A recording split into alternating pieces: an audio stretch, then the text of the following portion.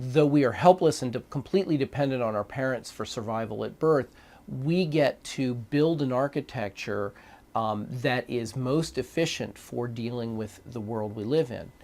What we know about that is that three things seem to be very important to building very powerful brains. The first is bonding with other human beings, relating to mommy, interacting, developing relationships. The second is manipulating the physical environment, stacking up blocks or getting a Cheerio into your mouth. And the third is open-ended, problem-solving, creative type of play. So a blank piece of paper and crayons or a piece of clay is very good. Unfortunately, screens don't give us any of that.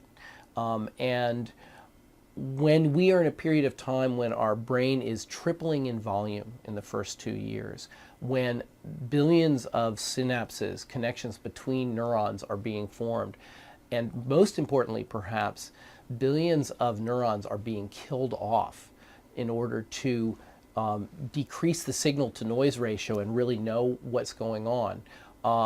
We want them in an environment that stimulates the things that are going to make a strong brain and not essentially a stimulus poor environment, which is what screens give us. Absolutely. Media that are wonderful for children are music, books.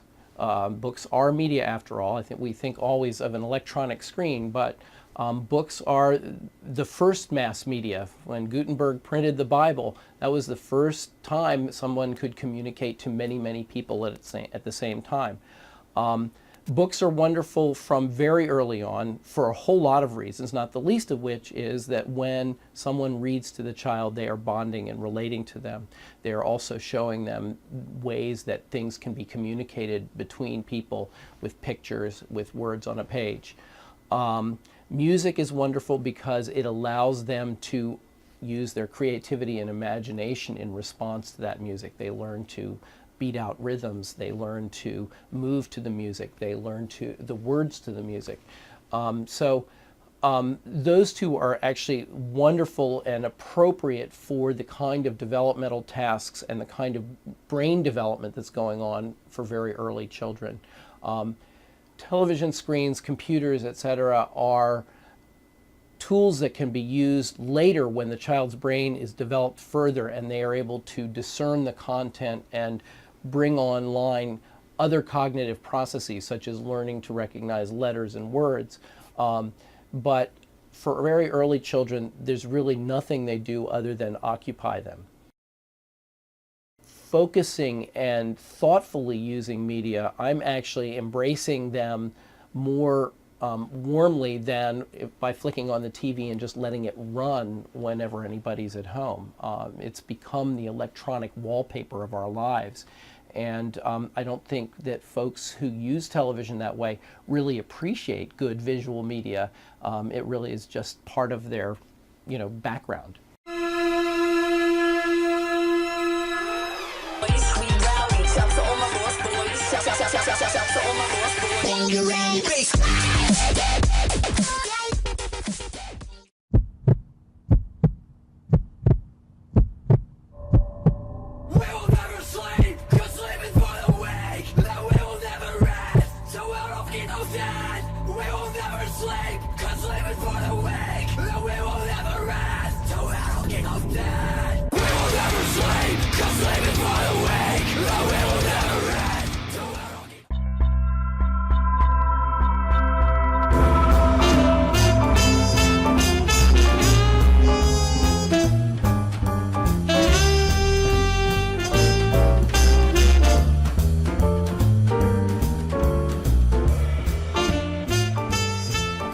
I don't think we should underestimate the power of music because music touches the limbic system or the emotional system of our brain, which actually, though slower than other parts, can overwhelm all of the other parts.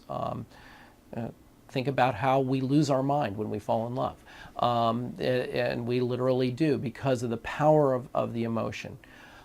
That being said, the music system has been very unresponsive even to industry applied ratings. All that they had been willing to do was to put parental advisory on the outside of CDs. They would not print lyrics in a visible place.